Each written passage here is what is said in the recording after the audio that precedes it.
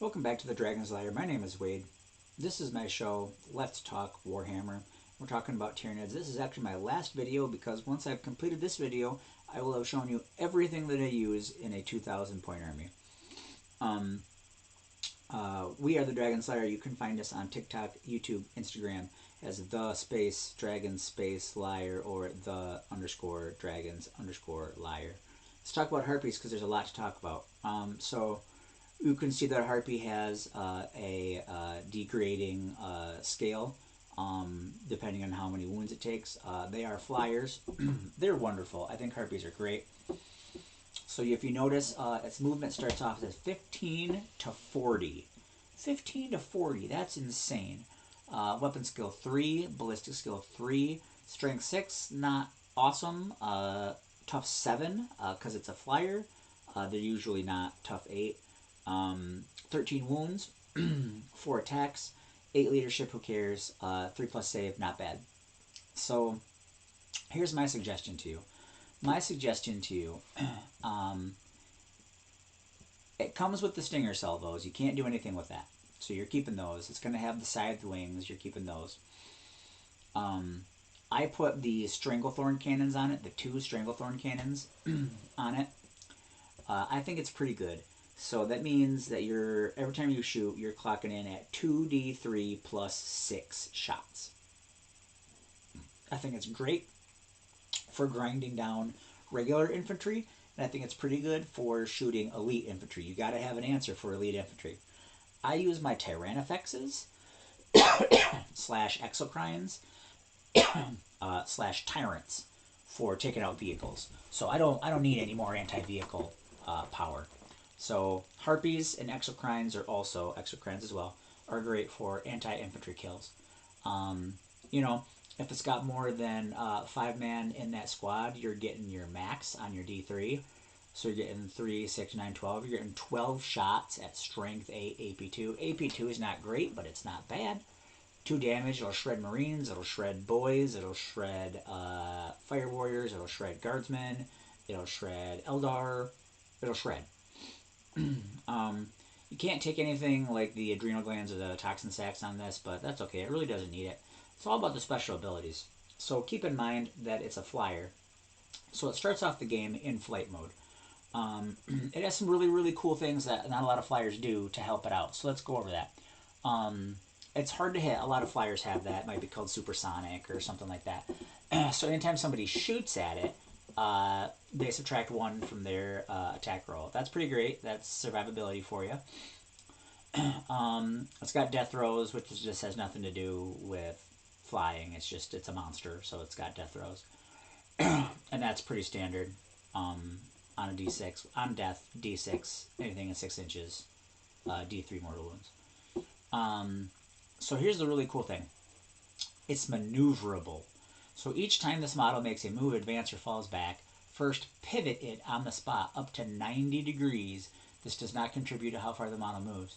And move the model straight forward. It can perform up to 90 degrees 1 more time at any point during its move. Maneuverability is what's going to keep your Harpy on the board. Flying off the board, not good. Maneuverability is super cool. Keeps you on the board, puts you all over the place. Really cool.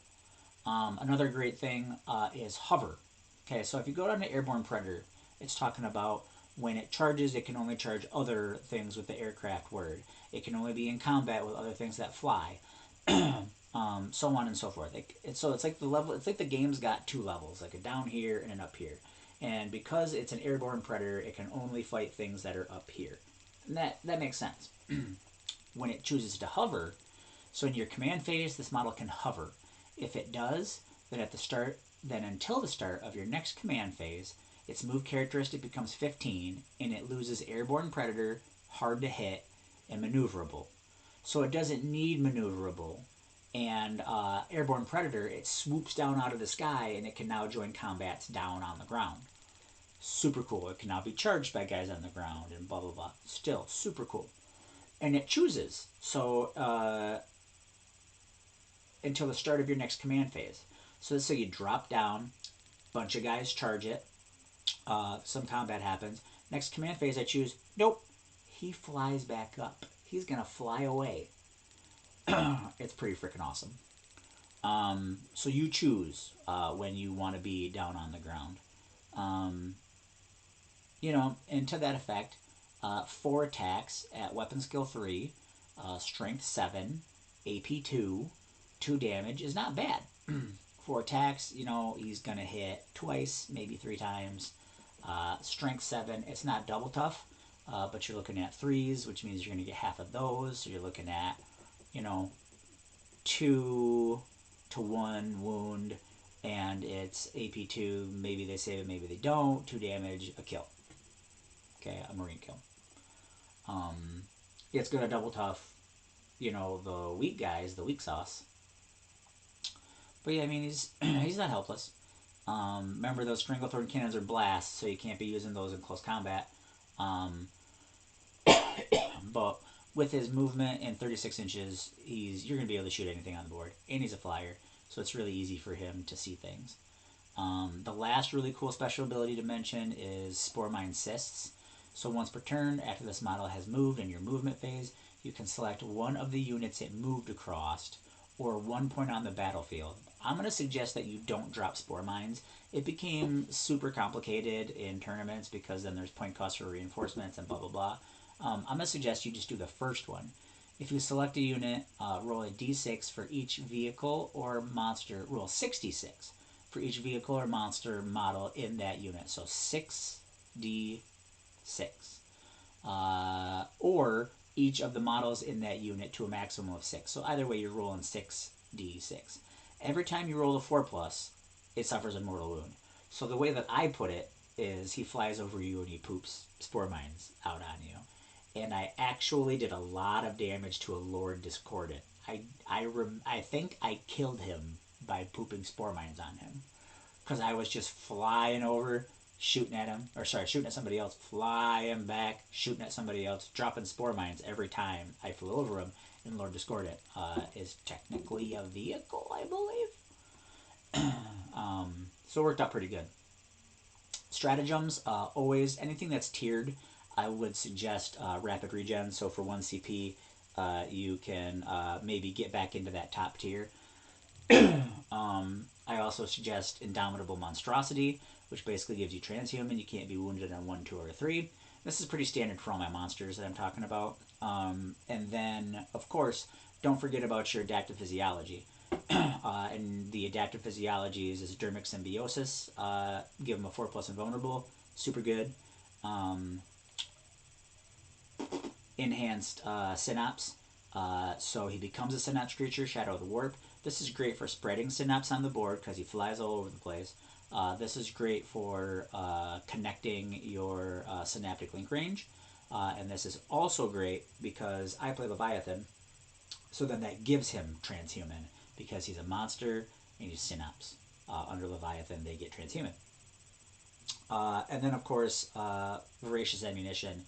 After you shoot at something and you hit it, you roll a d6. If you get a 2 or higher, you do an additional d3 wounds.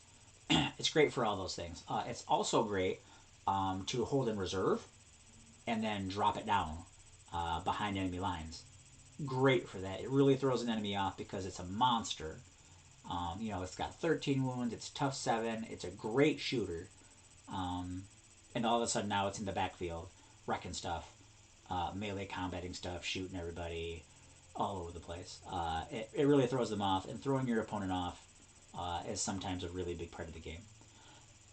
This is the end of my Tyranid series. I'm not going to start Necrons or do any other Tyranid units until we get 10th edition drop. The box was announced today on 4/29/23 at Warhammer Festival, Warhammer Fest. Anyways, thank you for watching. We here at the Dragon's Lair understand that you are a busy person with relationships and jobs and school and kids and dogs and all sorts of other things. So we want to say thank you for spending your time here with us at the Dragon's Lair.